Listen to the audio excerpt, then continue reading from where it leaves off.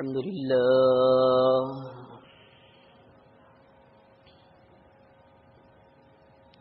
سبحان الله وبحمده سبحان الله العظيم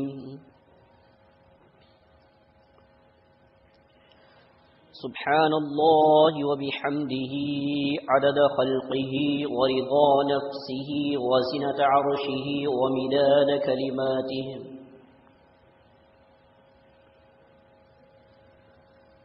إن الحمد لله نحمده ونستعينه ونستغفره ونؤمن بالله ونتوكل عليه ونعوذ بالله من شرور أنفسنا ومن سيئات أعمالنا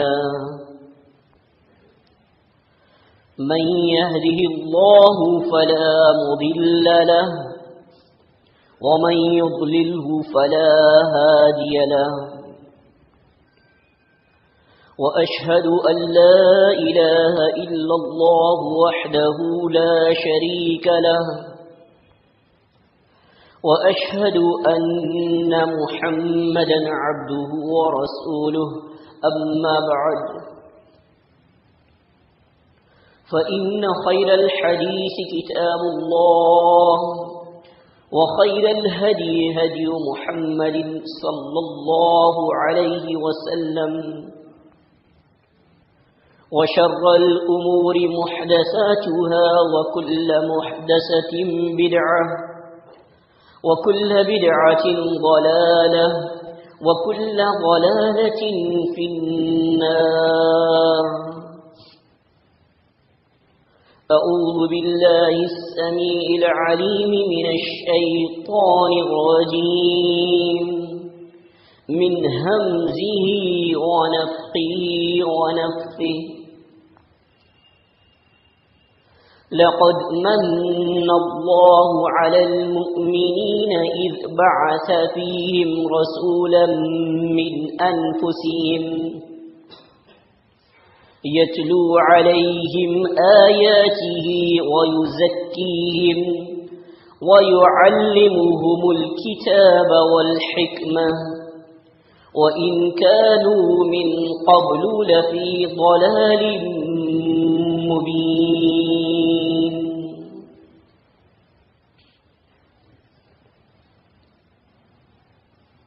اللہ مالک الملک جل وعلا کہ کلام ذیشان کی صاحب فضیلہ سورۃ آل عمران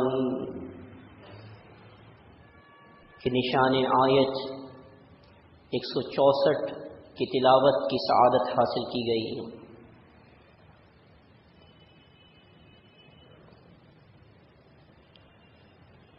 آیہ مبارکہ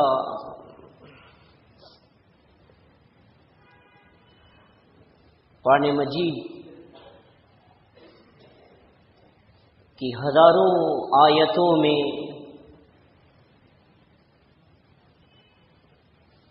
یکتا و نرالی حیثیت کی حامل ہے۔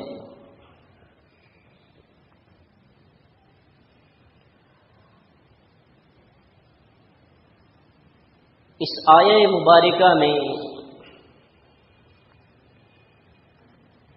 اللہ ذوالجلال والاکرام رب العالمین نے اپنی صرف اور صرف ایک نعمت کا احسان بنی نوع انسانی پر جتلایا ہے۔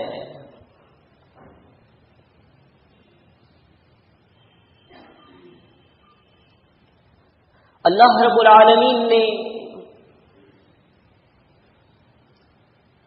جس قدر احسانات انسانیت پہ کیے ہیں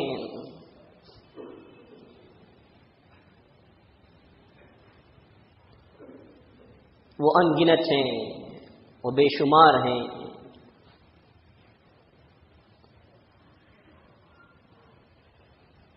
ان کو شمار نہیں کیا جا سکتا.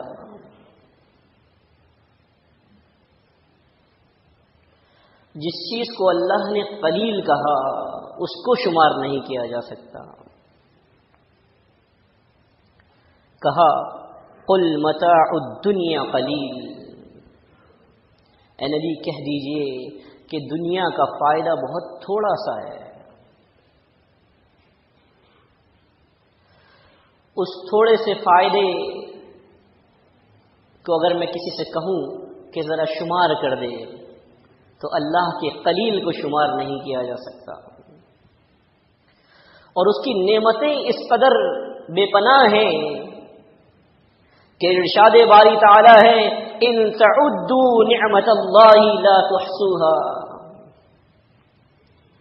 اگر تم چاہو کہ اللہ کی نعمتوں کو شمار کر لو تو تم اس کو شمار نہیں کر سکتے، تم اس کو گن نہیں سکتے. لیکن اللہ العلیم الحلیم نے جو بہت جاننے والا اور بردبار ہے، اس نے اپنی بے شمار نعمتوں میں سے صرف ایک نعمت کا انسانیت کو احسان جتایا.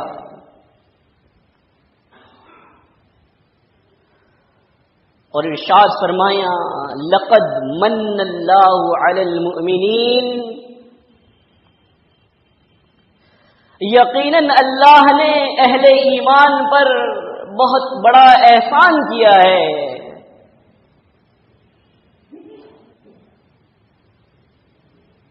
اذ بعث فیہم رسولا من انفسہم،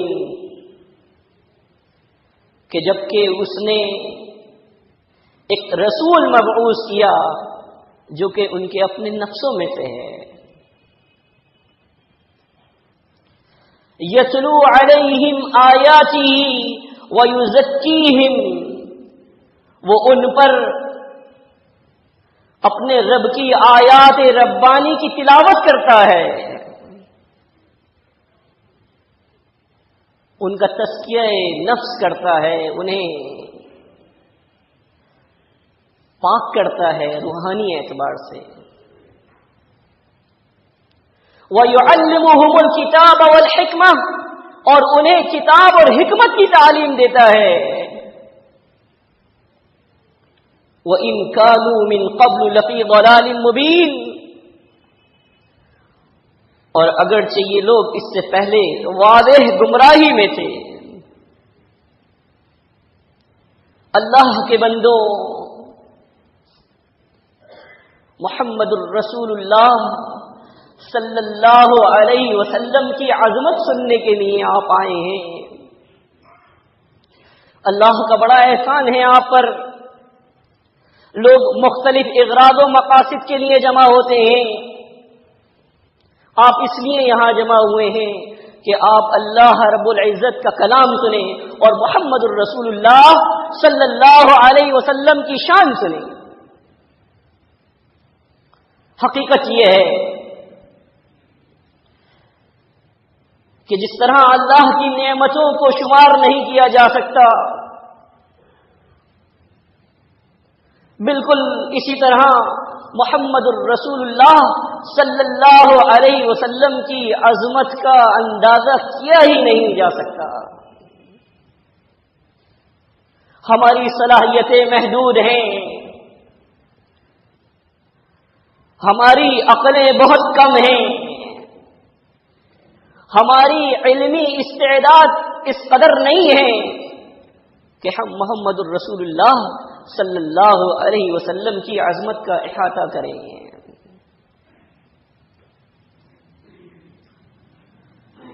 آپ کی ذات گرامی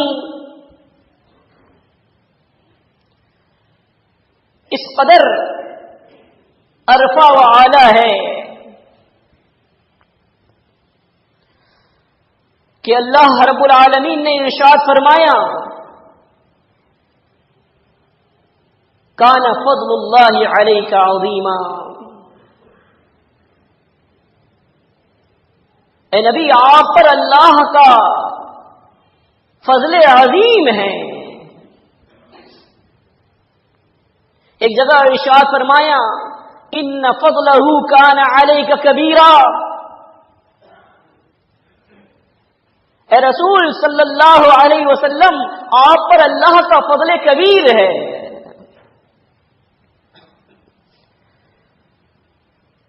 تو جس پر اللہ کا فضل عظیم ہو، جس پر اللہ کا فضل کبیر ہو، اس کی عظمت کا اندازہ انسانوں کے ذہن کا کام نہیں ہے. ہم تو آپ کو اس قدر بتا سکتے ہیں جس قدر اللہ رب العالمین نے بتایا ہے، جس قدر محمد الرسول اللہ صلی اللہ علیہ وسلم نے بتایا ہے. لیکن حقیقت یہ ہے کہ اس کا تعین کرنا ہمارے بس کی بات نہیں ہے. بالکل اسی طرح کہ اگر کسی شخص سے یہ کہا جائے کہ کسی ڈاکٹر یا کسی انجینئر کی صلاحیت کا اندازہ لگا لے، تو اگر اس شعبے سے وہ متعلق نہیں ہے تو اس کی صلاحیت کا اندازہ وہ نہیں لگا سکتا. اور اگر یہ کہا جائے کہ جو شخص اپنے شعبے میں ماہر ہو، اپنے شعبے کا امام ہو، کوئی شخص اس کی صلاحیت کا اندازہ لگا لے، تو اللہ کے بندوں اس کے لیے اس بات کی ضرورت ہوتی ہے کہ اس اندازہ لگانے والے کو، اس جانچنے والے کو اس سے زیادہ علم ہو، اس سے زیادہ وہ قابل ہو، اس سے زیادہ صلاحیتوں کا وہ حامل ہو. محمد الرسول اللہ صلی اللہ علیہ وسلم آپ تو امام الانبیاء ہیں، کسی امتی کے لیے تو کجا. اللہ کے نبی صلی اللہ علیہ وسلم کی عظمت کا اندازہ لگانا تو کسی نبی کے لیے بھی جو ہے وہ یہ متعین نہیں ہے کہ وہ کسی کا آپ کی عظمت کا اندازہ لگا سکے، اس لیے کہ آپ امام الانبیاء ہیں، آپ امام الرسل ہیں، آپ صاحب قرآن ہیں، آپ حامل فرقان ہیں، آپ شافع المذنبین ہیں، آپ صاحب حوض کوثر ہیں، آپ منبع رشد و ہدا ہیں، آپ پیکر صبر و رضا ہیں، اللہ کے رسول ہیں، آپ تمام قسم کی لغزشوں اور خطاؤں سے مبرہ ہیں. کیا آپ کی عظمت کا کوئی عام آدمی اندازہ لگا سکتا ہے؟ یقیناً نہیں لگا سکتا. اللہ رب العالمین نے ارشاد فرمایا، کچھ جھلکیاں میں آپ کو پیش کروں گا کہ کس قدر آپ کی عظمت کا خیال اللہ رب العالمین نے رکھا. سورہ حجرات اللہ رب العالمین کا ارشاد، بسم اللہ الرحمن الرحیم، یا ایھا الذین آمنوا لا تقدموا بین یدی اللہ ورسولہ واتقوا اللہ ان اللہ سمیع علیم. اے ایمان والو، اللہ اور اس کے رسول سے آگے نہ بڑھ جایا کرو اور اللہ سے ڈرو، بے شک اللہ سننے والا اور جاننے والا ہے. یا ایھا الذین آمنوا لا ترفعوا اصواتکم فوق صوت النبی ولا تجهروا له بالقول كجهر بعضكم لبعض ان تحبط اعمالكم وانتم لا تشعرون. آپ محمد الرسول اللہ صلی اللہ علیہ وسلم کی عظمت کا اندازہ لگائیے.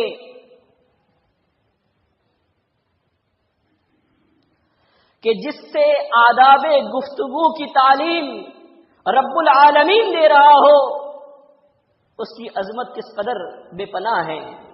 فرمایا، اے ایمان والو، اپنی آوازوں کو نبی کی آواز پر بلند نہ کرنا اور نبی سے اس طرح بات نہ کرنا جیسا کہ تم میں سے بعض بات کے ساتھ بلند آواز سے بات کرتا ہے، کہیں ایسا نہ ہو کہ تمہارے تمام اعمال برباد کر دیے جائیں اور تمہیں خبر تک نہ ہو۔ آپ جانتے ہیں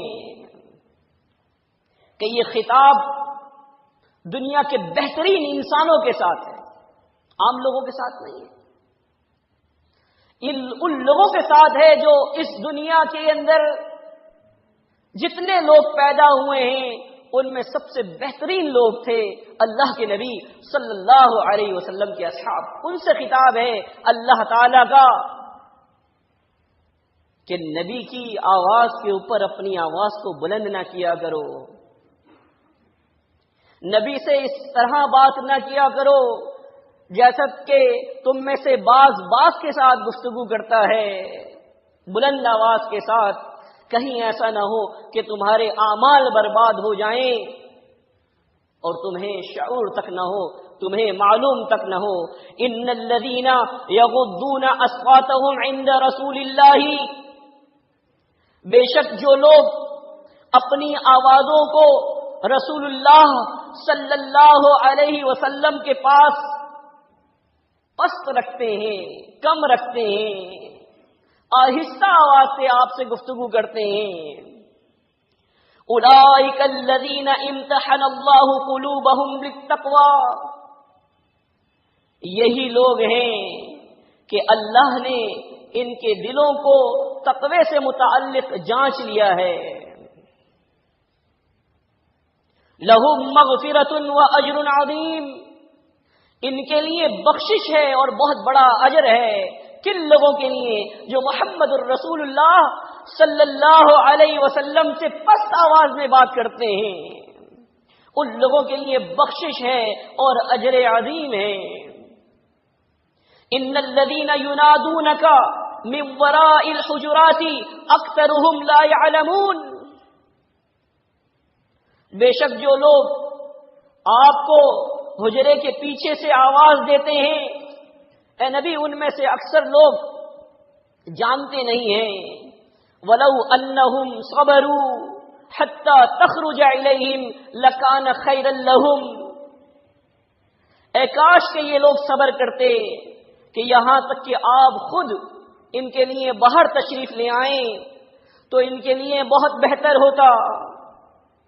جو گزر گیا وہ گزر گیا، جو ہو چکا وہ ہو چکا، لیکن اب جان لو واللہ غفور الرحیم، اللہ بخشش کرنے والا اور رحم کرنے والا ہے، آئندہ ایسا کام نہیں ہونا چاہیے۔ یہ احترام رسول ہے صلی اللہ علیہ وسلم۔ وہ تمام چیزیں جو اللہ رب العالمین سے متعلق ہیں، جن کی نسبت اللہ رب العالمین کے ساتھ ہے، وہ اللہ کے شعائر اللہ میں سے ہیں، اللہ کے شعائر میں سے ہیں، اور ان کا احترام واجب ہے، فرض ہے ایک مرد مسلم پر۔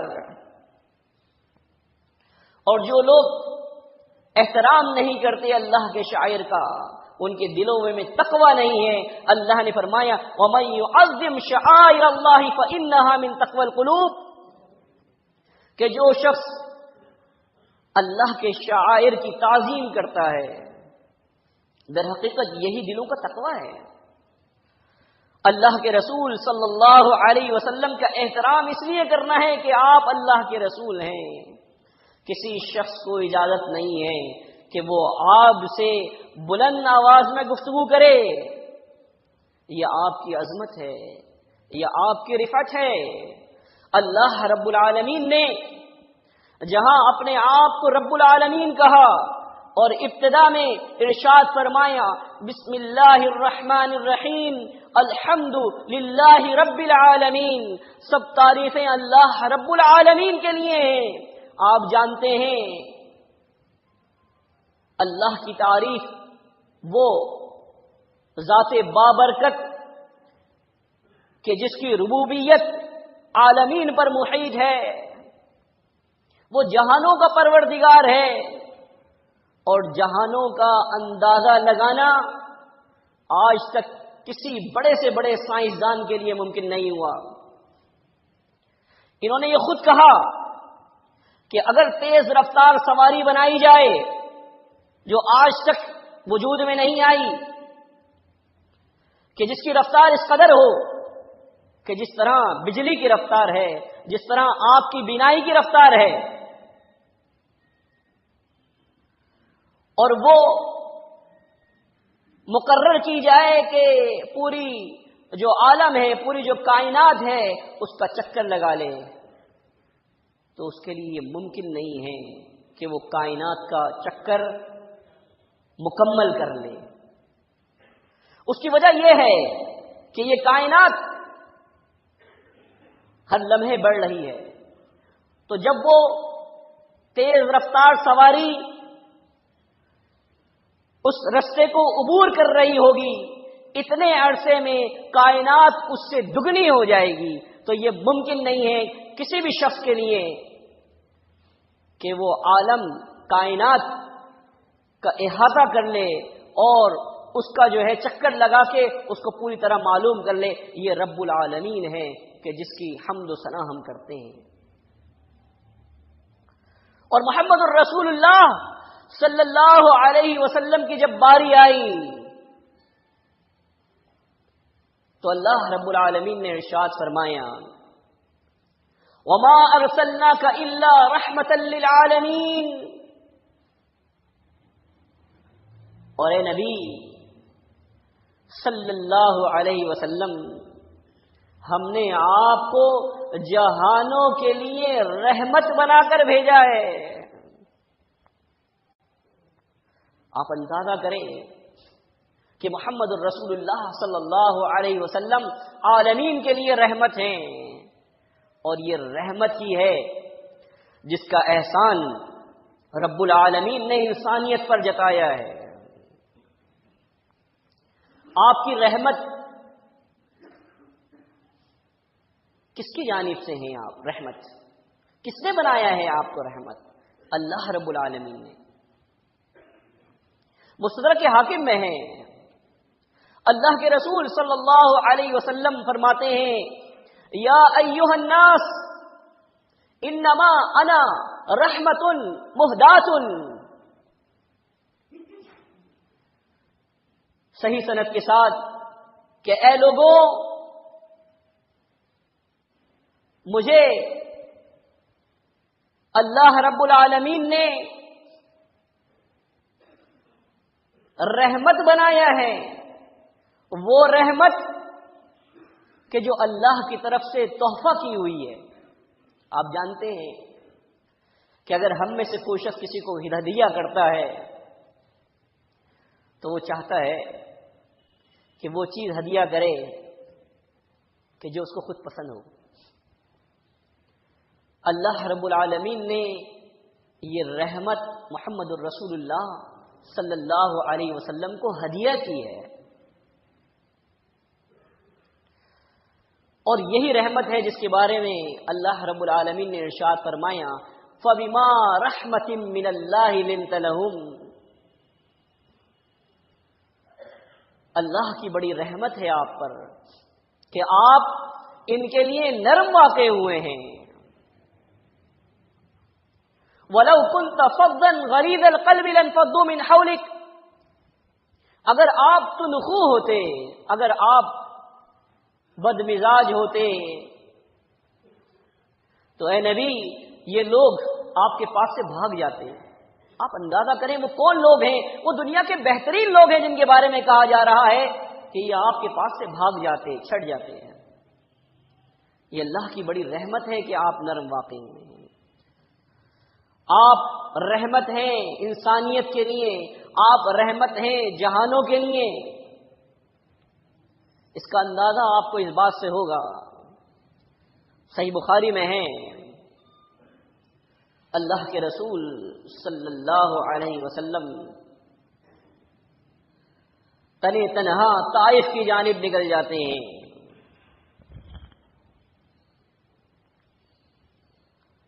اور طائف والوں کو رب کے پیغامات پہنچاتے ہیں۔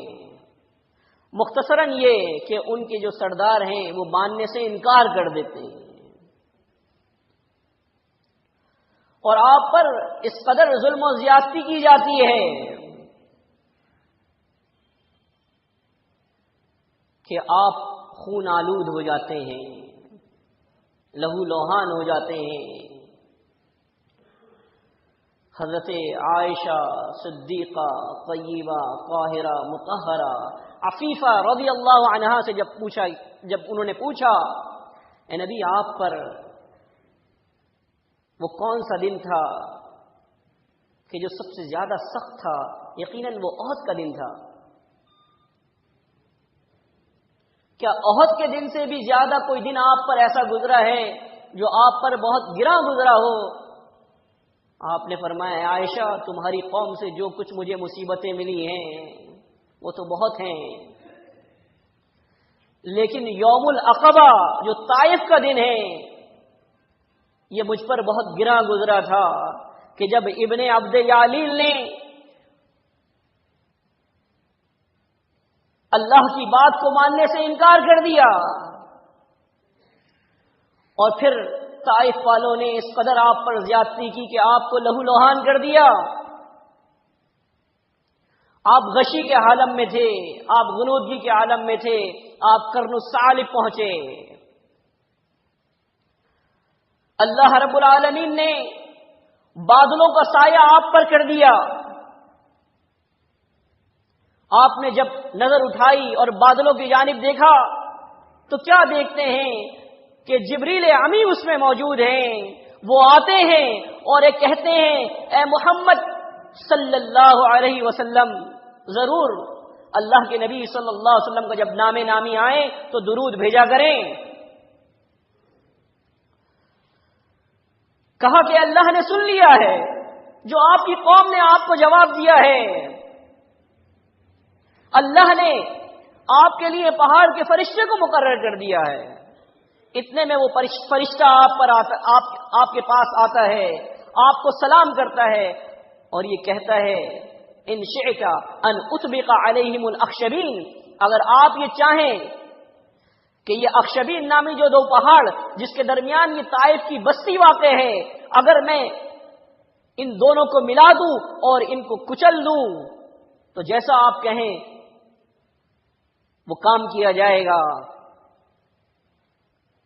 رحمت للعالمین، اپنی زندگی کا سب سے گراں ترین دن، سب سے تکلیف دے دن۔ آپ کو یاد ہوگا جنگوں میں کیسی کیسی تکلیفیں آپ کو پہنچی، آپ کو لہو لوہان کر کیا گیا، آپ کے دندان مبارک شہید کر دیے گئے۔ کس قدر تکلیف والا وہ دن تھا کہ جس کو آپ نے اپنی زندگی میں سب سے زیادہ تکلیف دہ دن بتایا۔ آپ نے اس پہ جواب کیا دیا فرشتے کو؟ یہ وہ جواب ہے کہ جو اس بات کا ثبوت ہے کہ محمد الرسول اللہ صلی اللہ علیہ وسلم رحمت للعالمین ہیں۔ آپ کے اندر کوئی جذبہ انتقام نہیں ہے، اس لیے کہ آپ اللہ کے دین کے داعی ہیں۔ آپ یہ فرما رہے ہیں کہ نہیں ایسا نہ کرنا، ہو سکتا ہے کہ اللہ ان کی اولادوں میں سے ایسے لوگوں کو پیدا کرے کہ جو اکیلے اللہ کی عبادت کریں اور اس کے ساتھ ذرہ برابر بھی شرک نہ کریں۔ ان کو ہلاک نہیں کرنا۔ یہ اللہ کے رسول ہیں صلی اللہ علیہ وسلم، جو رحمت ہیں جہانوں کے لیے، جو رحمت ہے اس شخص کے لیے جو نہایت بدبخت ہے۔ صحیح بخاری میں ہے، حضرت عائشہ صدیقہ رضی اللہ تعالی عنہ سے روایت ہے کہ ایک شخص نے اللہ کے نبی صلی اللہ علیہ وسلم سے آنے کی اجازت مانگی۔ استأذن رجلا علی النبی صلی اللہ علیہ وسلم فلما رآہ، جب آپ نے اسے دیکھا قال، آپ نے فرمایا بئس اخو العشیرتی وابن العشیرہ، کہ یہ شخص جو ہے وہ اپنی قوم کا سب سے بدترین آدمی ہے۔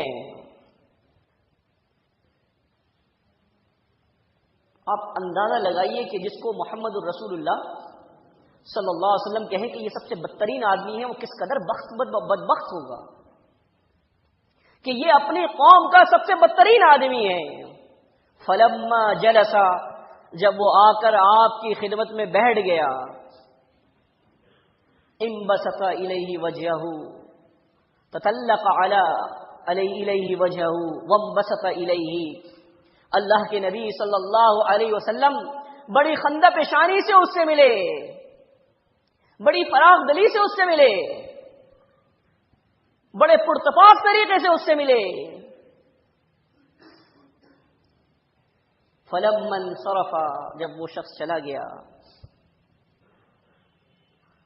قالت عائشہ رضی اللہ عنہا، حضرت عائشہ صدیقہ رضی اللہ عنہ نے کہا کہ اللہ کے نبی صلی اللہ علیہ وسلم جب آپ نے اس شخص کو دیکھا تھا تو آپ نے اس کے لیے کیا کیا کہا تھا؟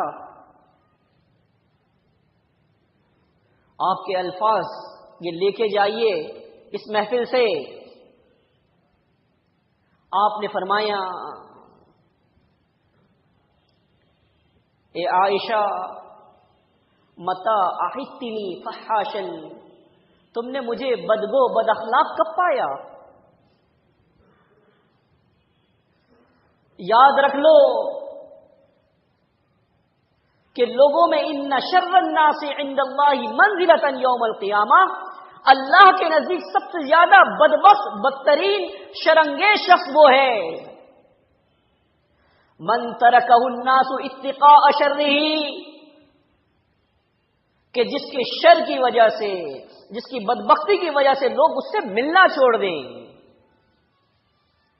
اللہ کے بندو، محمد الرسول اللہ صلی اللہ علیہ وسلم صرف اچھوں کے ساتھ اچھے نہیں تھے، بلکہ وہ بدبختوں کے ساتھ بھی بہت اچھے تھے۔ یہ رحمت ہے آپ کی، اور یہی وجہ ہے کہ اللہ رب العالمین نے ارشاد فرمایا، بسم اللہ الرحمن الرحیم، نون والقلم وما یسطرون وما انت وما بنعمت ربک بمجنون۔ نون اور قلم کی قسم، اے نبی، آپ اپنے رب کی نعمت سے مجنون نہیں ہیں، دیوانے نہیں ہیں۔ وما انت بنعمت ربک بمجنون وان لک لاجرا غیر ممنون۔ اے نبی، آپ کی ہستی تو وہ ہے کہ آپ کے لیے غیر منقطع اجر ہے، اجر کا ایک تسلسل ہے، ثواب کا ایک تسلسل ہے، نیکیوں کا ایک تسلسل ہے، خیر کا ایک تسلسل ہے، بھلائیوں کا ایک تسلسل ہے جو غیر منقطع ہے آپ کے لیے۔ محمد الرسول اللہ صلی اللہ علیہ وسلم کی شان ہے۔ وَإِنَّكَ لَعَلَىٰ خُلُقٍ عَظِيمٍ، اے نبی، آپ اخلاق کے بلند و بالا مرتبے پر فائز ہیں۔ آپ اندازہ کریں، جس کو اللہ عظیم کہے، آپ نے سنا تھا کہ جو دنیا کا متاع قلیل ہے، جس کو اللہ نے قلیل کہا، اس کو ہم شمار نہیں کر سکتے۔ اللہ کے نبی صلی اللہ علیہ وسلم کے بارے میں فرمایا، اِنَّكَ لَعَلَىٰ خُلُقٍ عَظِيمٍ، آپ اخلاق کے بلند و بالا مرتبے پر فائز ہیں۔ اور محمد الرسول اللہ صلی اللہ علیہ وسلم نے ارشاد فرمایا، مسند احمد میں ہے، انما بعثت لأتم صالح الاخلاق، میں بھیجا ہی اسی لیے گیا ہوں کہ میں اخلاق کے تمام واجبات اور حقوق کو مکمل کر دوں، پورا کر دوں۔ میں بھیجا ہی اس لیے گیا ہوں۔ اللہ کے نبی صلی اللہ علیہ وسلم کا اخلاق مبارک، آپ کے اوصاف حمیدہ، اوصاف محمودہ جاننے کے لیے اس کی نشاندہی کے لیے اللہ کی گواہی بہت بڑی ہے. لیکن آپ یہ جانتے ہیں کہ بیوی کسی بھی شخص کے بہت زیادہ قریب ہوتی ہے. جب ام المؤمنین حضرت عائشہ صدیقہ طیبہ طاہرہ مطہرہ عفیفہ رضی اللہ عنہا سے استفسار کیا گیا اور سعد بن ہشام رحمۃ اللہ علیہ پوچھنے والے ہیں، دریافت کیا کہ اے مومنین کی ماں یہ تو بتا دیجئے کہ نبی صلی اللہ علیہ وسلم کا اخلاق کیا تھا؟ کہا الست تقرأ القرآن، کیا تم نے قرآن مجید نہیں پڑھا؟ سعد بن ہشام نے جواب دیا بھلا مومنین کی ماں، ہاں کیوں نہیں، میں نے تو قرآن مجید پڑھا ہے. جو جواب دیا بہت سنہری ہے، دو الفاظ میں اس قدر حسین جواب دیا کہ دو الفاظوں میں اس قدر بات مکمل کی نہیں جا سکتی. کہا کہ ان خلق النبی صلی اللہ علیہ وسلم کان القرآن، کہ اللہ کے نبی صلی اللہ علیہ وسلم کا اخلاق تو قرآن مجید تھا. یعنی قرآن مجید نے جو آپ کے خصائل بتائے ہیں میں کیا اس سے زیادہ بیان کروں گی. یعنی اللہ کے نبی صلی اللہ علیہ وسلم مجسم اخلاق تھے، آپ اخلاق کی وہ تفسیر تھے، آپ اخلاق کی وہ تشریح تھے کہ جو اللہ رب العالمین نے اپنے کلام ذیشان میں بیان کر دی ہے. کس قدر بہترین جواب دیا ہے مومنین کی ماں، جو اس امت کی بہت بڑی عالمہ ہیں، اس امت کی بہت بڑی فقیہہ ہیں، اور ان کے علمی فیوض سے آج تک امت جو ہے وہ فیضیاب ہو رہی ہے. تو یہ گھر کی گواہی تھی. ایک بیوی نے گواہی دی کہ آپ کا خلق بہت عظیم تھا، اور وہ گویا کہ آپ قرآن مجید کی عملی تفسیر تھے. اور یہی وجہ ہے کہ اللہ رب العالمین نے قرآن مجید میں ارشاد فرمایا لقد کان لکم فی رسول اللہ اسوۃ حسنہ، یعنی وہ اخلاق کہ جس کی عملی تصویر محمد الرسول اللہ صلی اللہ علیہ وسلم ہے، آپ عملی پیکر ہیں. آپ یاد رکھیے کہ کوئی بھی نظریہ، کوئی بھی فکر اس وقت تک کامیابی سے ہمکنار نہیں ہو سکتا جب تک اس نظریے کے پیچھے کوئی عملی شخصیت نہ ہو. لوگوں نے بڑے بڑے نظریات پیش کیے، آج ان کے نظریات کتابوں میں دفن ہیں، کوئی پوچھتا بھی نہیں ہے ان کو، کیونکہ وہ پریکٹیکل نہیں ہے، عملی نہیں ہے.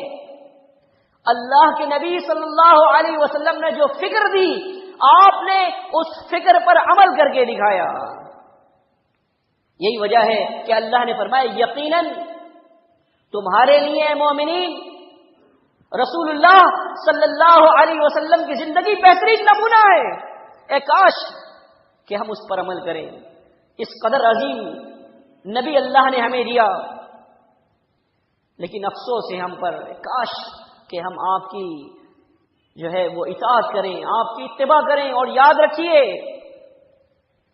کہ اللہ کی رحمت کا جب تذکرہ ہوتا ہے تو اللہ کی رحمت جو ہے وہ اس قدر وسیع ہے.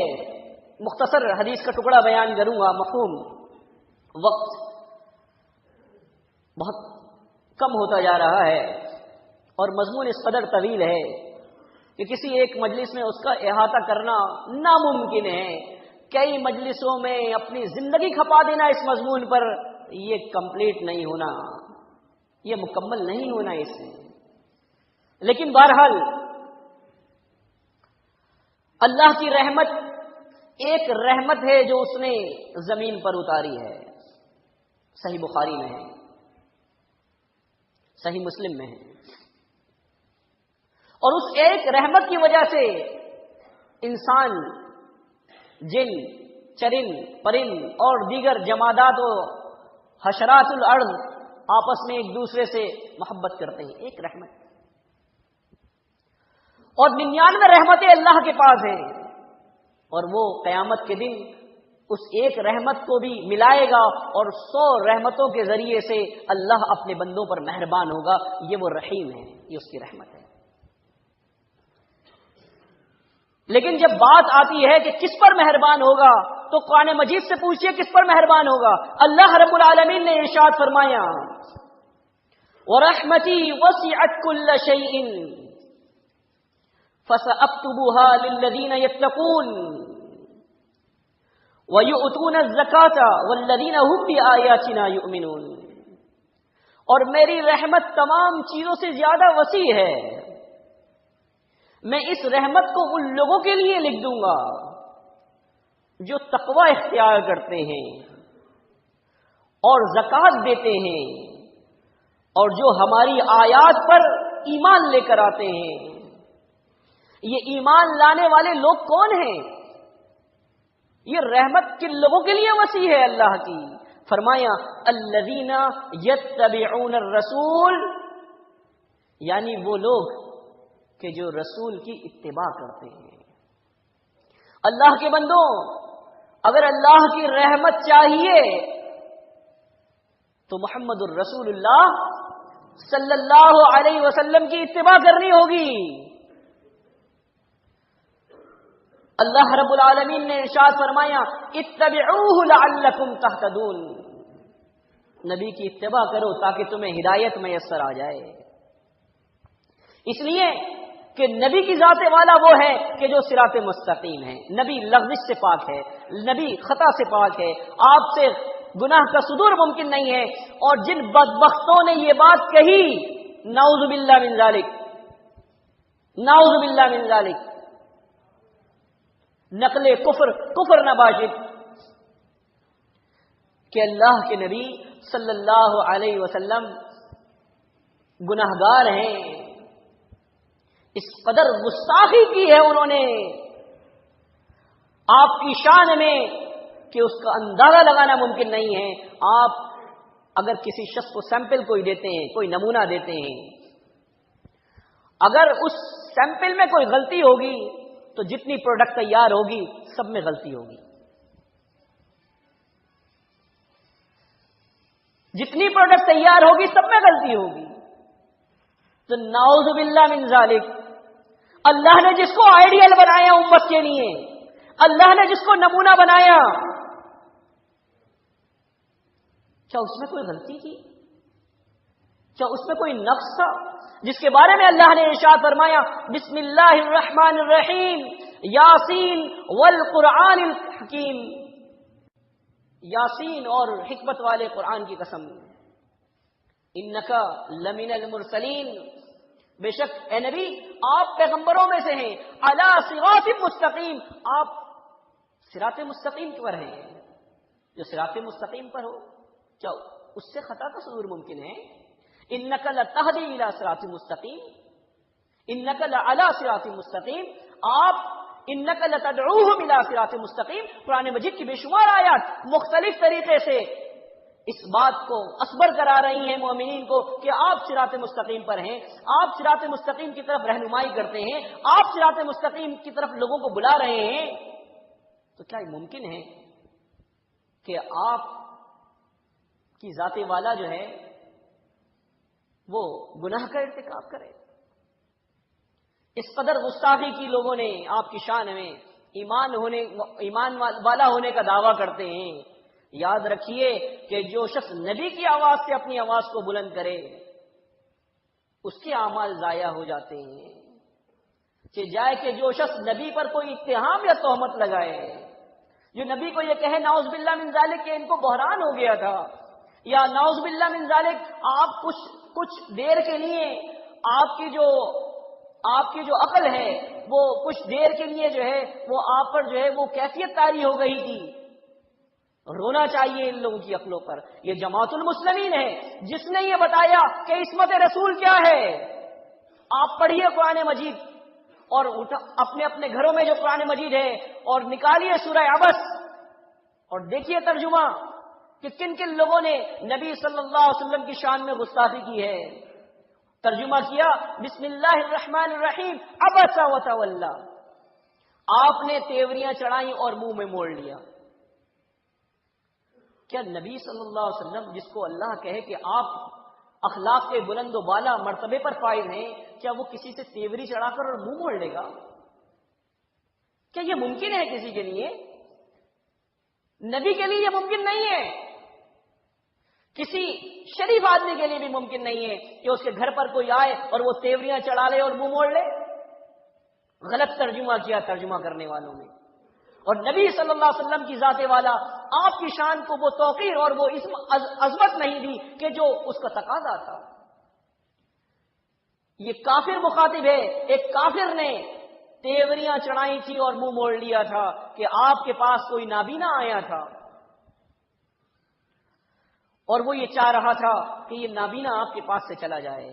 اللہ نے فرمایا نہیں ہے نبی، ہو سکتا ہے کہ یہ ہدایت حاصل کرے، آپ اس کو نہیں ہٹائیے گا اپنے پاس سے. الغرض یہ کہ نبی علیہ الصلوۃ والسلام کی شان یہ ہے کہ آپ کی اتباع سے اللہ کی رحمت میسر آتی ہے، اور رحمت ان لوگوں کو میسر نہیں آئے گی جو آپ کی اتباع نہیں کریں گے. آپ کی اتباع سے ہدایت میسر آتی ہے. اور فرمایا ان تطیعوہ تہتدوا، اگر تم اس نبی کی اطاعت کرو گے تو ہدایت یاب ہو جاؤ. اطاعت سے ہدایت ملے گی، اطاعت سے جنت ملے گی. فرمایا فرشتوں نے کہا، صحیح بخاری میں فرشتوں نے کہا کہ یہ نبی جو ہیں المحمد فرق بین الناس، محمد فرق ہے لوگوں کے درمیان. جس نے محمد کی اطاعت کی وہ جنت میں جائے گا، اور جس نے محمد کی اطاعت نہیں کی وہ رسوا ہو گیا، ناکام ہو گیا، وہ جہنم میں جائے گا، جنت کا مستحق نہیں ہو سکتا. اللہ کے نبی صلی اللہ علیہ وسلم ارشاد فرماتے ہیں، صحیح بخاری میں ہے، کل امتی یدخلون الجنہ، میری تمام امت جنت میں جائے گی، الا من ابا، مگر وہ شخص جس نے جنت میں جانے سے انکار کر دیا. قالوا من یابا، پوچھا گیا کہ اللہ کے نبی صلی اللہ علیہ وسلم یہ تو بتا دیجئے کہ جنت میں جانے سے انکار کون کرے گا؟ آپ نے فرمایا من اطاعنی دخل الجنہ، جس نے میری اطاعت کی وہ جنت میں جائے گا، جس نے میری نافرمانی کی گویا کہ اس نے جنت میں جانے سے انکار کر دیا. یہ آپ کی عظمت ہے، یہ آپ کی شان ہے. اگر ہمیں جنت چاہیے تو آپ کی اتباع کرنی ہوگی، اگر ہمیں جہنم سے بچنا ہے تو آپ کی مخالفت سے بچنا ہوگا، آپ کی نافرمانی سے بچنا ہوگا. یہ آپ کی عظمت ہے. آپ کی عظمت، آپ کی قدر و منزلت کی بلندی اس قدر ہے کہ فرمایا وَرَفَعْنَا لَكَ ذِكْرَكَ، سورہ الم نشرح. اے نبی ہم نے آپ کے لیے آپ کی منشا کے مطابق آپ کے ذکر کو بلند کر دیا. اللہ اکبر. کیا کوئی اندازہ لگا سکتا ہے، ایگزیکٹ اندازہ، کہ اس وقت دنیا کے اندر کتنی مساجد ہیں، اور ان مساجد میں محمد الرسول اللہ صلی اللہ علیہ وسلم کا نام گرامی اذانوں میں کس قدر لیا جاتا ہے؟ ہم نے آپ کے لیے آپ کے ذکر کو بلند کر دیا. جواب دینے والا جواب دیتا ہے. ہم درود پڑھتے ہیں، اور وہ درود کی فضیلت کیا ہے؟ اللہ نے ارشاد فرمایا ان اللہ وملائکتہ یصلون علی النبی یا ایھا الذین آمنوا صلوا علیہ وسلموا تسلیما. اے ایمان والو، بے شک اللہ اور اس کے فرشتے نبی کے لیے دعائے رحمت کرتے رہتے ہیں. کس قدر انگنت فرشتے ہیں، ان کی تعداد کا علم اللہ کو پتا ہے، اس کے علاوہ کسی کو نہیں پتا. محمد پر دعائے رحمت بھیجتے رہتے ہیں صلی اللہ علیہ وسلم. اور اللہ بھی آپ پر دعائے رحمت بھیجتا ہے. اے ایمان والوں، تم بھی میرے نبی صلی اللہ علیہ وسلم پر درود و سلام بھیجا کرو. یہ آپ کی عظمت ہے. آپ کا نام نمازوں میں ہم کتنی مرتبہ لیتے ہیں، آپ کا نام ہم دعاؤں میں کس قدر لیتے ہیں، یہ آپ کی عظمت اور رفت ہے، اس کو شمار نہیں کیا جا سکتا۔ وَرَفَعْنَا لَكَ ذِكْرَكَ، ہم نے آپ کے ذکر مبارک کو بلند کر دیا۔ اور میں نے جیسے کہا تھا کہ ہم اندازہ نہیں لگا سکتے، اللہ نے جب آپ کو اپنے پاس بلایا اور معراج کا واقعہ جس کو قرآن مجید نے بیان کیا، بسم اللہ الرحمن الرحیم، سبحان الذی اسری بعبدہ لیلا من المسجد الحرام الى المسجد الاقصى الذی بارکنا حولہ لنریہ من آیاتنا۔ وہ ذات بڑی بابرکت ہے، سبحان ہے، کہ جو اپنے بندے کو مسجد حرام سے مسجد اقصی کی جانب لے گئی۔ آپ کا معراج کا سفر، آپ کا نیند کے اندر معراج کرنا اور آپ کا بجسم بنفس نفیس معراج کرنا، یہ دو معراجیں ہیں۔ صحیح بخاری میں ہے، فرشتہ آیا، آپ کی گھر کی چھت پھٹی، آپ کو وہ لے کے گئے، آپ کے سینے کو چاک کیا اور اس میں جو کچھ تھا وہ زمزم کے پانی سے دھویا اور اس میں ایمان اور حکمت کو بھر دیا۔ کیا آج تک کسی کا ایسا آپریشن ہوا ہے کہ اللہ رب العالمین کی جانب سے فرشتے آئے ہوں؟ نبی علیہ الصلوۃ والسلام کی فضیلت ہے، یہی وجہ ہے کہ اللہ کے نبی صلی اللہ علیہ وسلم فرمایا فضلت علی الانبیاء بست، میں 6 باتوں میں انبیاء پر فضیلت دیا گیا ہوں۔ جو انبیاء پر فضیلت دیا گیا ہو، کیا اس کی عظمت کا ہم اندازہ لگائیں گے؟ کیا اس کی رفت کا ہم اندازہ لگائیں گے؟ نہیں لگا سکتے۔ اللہ نے فرمایا بسم اللہ الرحمن الرحیم، انا اعطیناک الکوثر، اے نبی ہم نے آپ کو کوثر عطا فرما دیا۔ یہ کوثر وہ چشمہ ہے کہ اللہ ہم سب کو محمد الرسول اللہ صلی اللہ علیہ وسلم کے ہاتھ مبارک سے وہ جام کوثر پینا نصیب فرمائے۔ وہ کوثر کہ اگر کوئی شخص وہ پیے گا، اس کا پانی کبھی اس کو پیاس نہیں لگے گی۔ احلا من العسل، اللہ رب العالمین نے ارشاد فرمایا کہ وہ چشمہ، اس کا پانی جو ہے وہ شہد سے زیادہ میٹھا ہے۔ ابیض من اللبن، دودھ سے زیادہ سفید ہے۔ اور محمد الرسول اللہ صلی اللہ علیہ وسلم کے ہاتھ سے اللہ ہم سب کو پینا نصیب فرمائے۔ یہ آپ کی عظمت ہے کہ اللہ نے آپ کو کوثر عطا فرمایا۔ یہ آپ کی عظمت ہے کہ اللہ نے آپ سے وعدہ کیا عسیٰ ان یبعثک ربک مقاما محمودا، اے نبی ان قریب آپ کو آپ کا رب مقام محمود عطا کرے گا۔ یہ وہ مقام ہے کہ جو شفاعت کا مقام ہے، وہ وقت کہ جب تمام انبیاء علیہم الصلوۃ والسلام، صحیح بخاری اور صحیح مسلم میں ہے، رب سلم سلم کی صدائیں بلند کر رہے ہوں گے، اے اللہ سلامتی، اے اللہ سلامتی۔ ہر ایک شخص کو اپنی اپنی پڑی ہوگی، اللہ اپنے جلال میں ہوگا، لوگ مارے مارے پھر رہے ہوں گے، آدم علیہ الصلوۃ والسلام کے پاس جائیں گے، جواب مل جائے گا۔ آدم علیہ السلام کہیں گے نفسی نفسی، میرا نفس میرا نفس۔ نوح علیہ الصلوۃ والسلام کے پاس جائیں گے، جواب مل جائے گا، وہ کہیں گے میرا نفس میرا نفس۔ ہر ایک کو اپنی اپنی پڑی ہوگی۔ موسیٰ علیہ الصلوۃ والسلام کے پاس لوگ جائیں گے، الغرض یہ کہ پھر عیسیٰ علیہ الصلوۃ والسلام کے پاس لوگ آئیں گے اور پھر عیسیٰ علیہ السلام کے کہیں گے جاؤ محمد کے پاس جاؤ صلی اللہ علیہ وسلم۔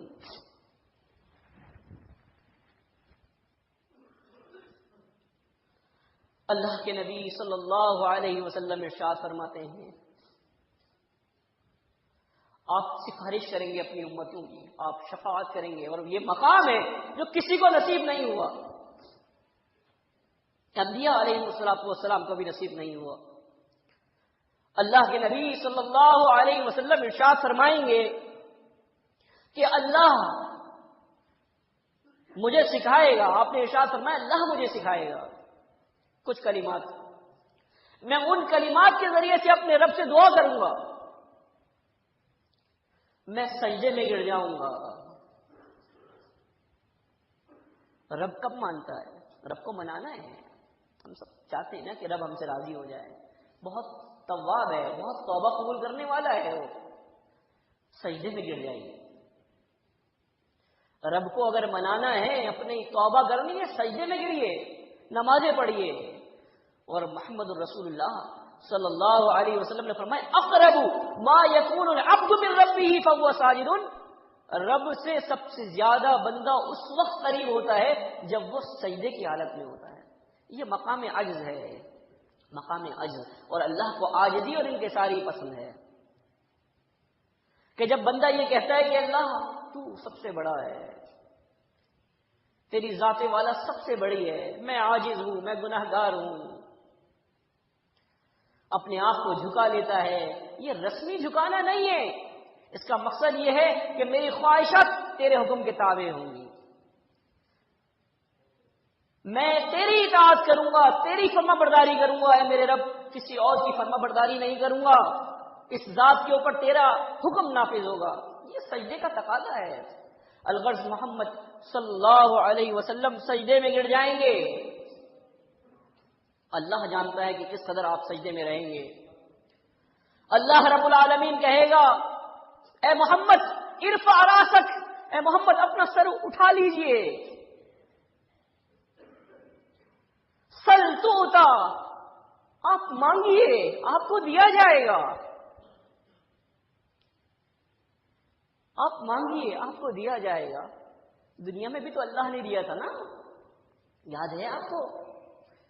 وہ قبلہ کہ جس کی طرف ہم 5 وقت رخ کرتے ہیں اور نوافل ادا کرتے ہیں، جس کی طرف محمد الرسول اللہ صلی اللہ علیہ وسلم کی رضا تھی، فَلَنُوَلِّيَنَّكَ قِبْلَةً تَرْضَاهَا، اے نبی ہم آپ کو اس قبلے کی طرف پھیر دیں گے جس کی خواہش آپ کے دل میں ہے۔